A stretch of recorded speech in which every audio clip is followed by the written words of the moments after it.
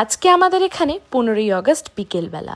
তো আজকে স্কুল থেকে ফিরে ইচ্ছা করছিল একটু ইলিশ মাছ খাবো, কারণ বাইরে কিন্তু বেশ বৃষ্টি হচ্ছিল আর সারা দিন ধরেই আজকে হচ্ছে।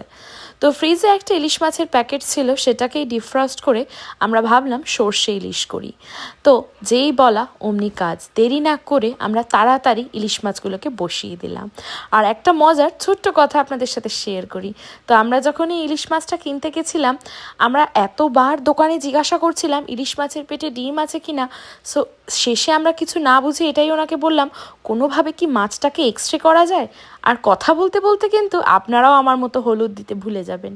কিন্তু এইটা খেতে এত ভালো হয়েছিল, আর আমাদের কথা শুনে দোকানদারও যতটা হেসেছিল, দুটোই বলার মতো নয়।